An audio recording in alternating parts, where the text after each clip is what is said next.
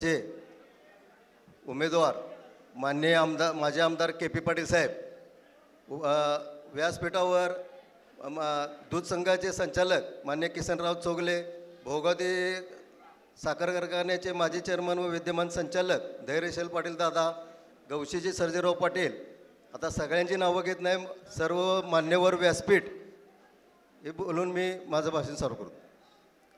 मी मासुर्लीचा माजी सरपंच आहे. 2015ला मी सरपंच म्हणून माझी निवड झाली.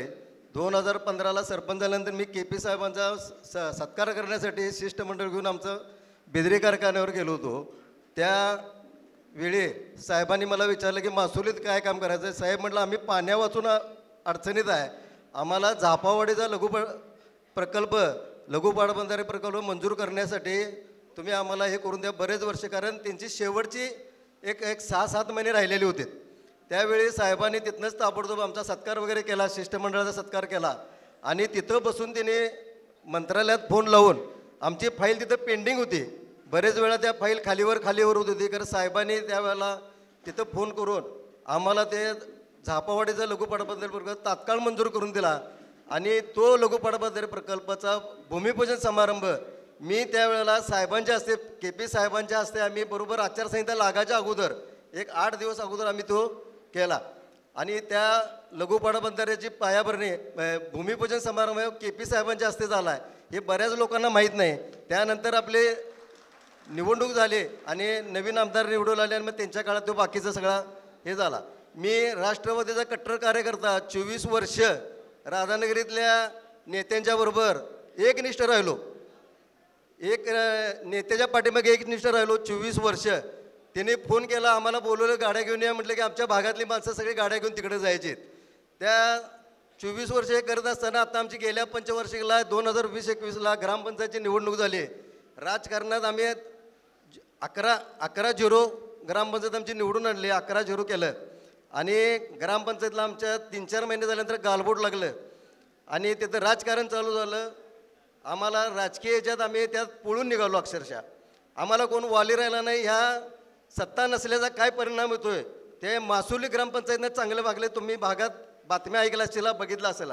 माझ्यावर 2 अॅट्रॉसिटी कंप्लेंट झाल्या, बाकीच्यानी कंप्लेंट झाल्या. हे राजकारण झालं, मी कुणाला काय डिवचलेलं नाही, कुणाला काय केलेलं नाही.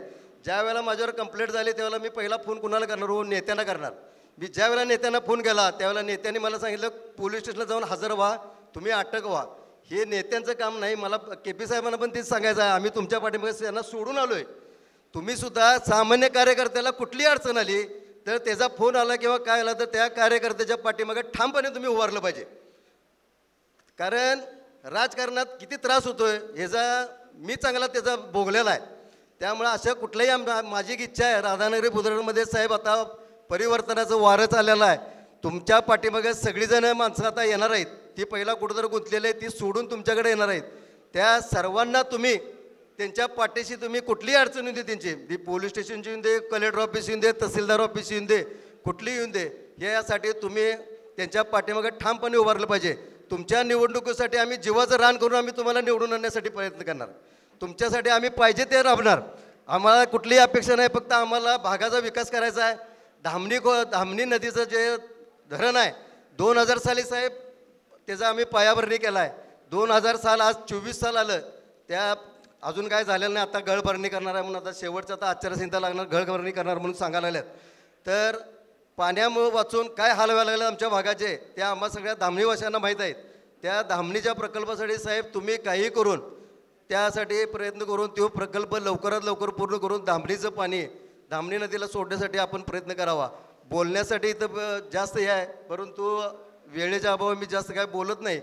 साहेब आम्हाला कार्यकर्ते आता इथं पेटून उठलेले आहेत. मासुर्ली जर तुम्ही पेटून उठलेल्या या धामणी गोऱ्यातनं ज्यावेळेला उठाव होईल, धामणी तुळशीनं ज्यावेळेला उठावेल त्यावेळेला बदलाचं वारं, परिवर्तनाचं वारं सगळ्या मतदारसंघात होणार ही माझी खात्री आहे. तुम्हाला आम्ही शुभेच्छा देतो. तुमच्या पाठीमागे आम्ही ठामपणे राहतो. एवढं बोलून मी माझं भाषण संपवतो. जय जय महाराज. धन्यवाद साहेब.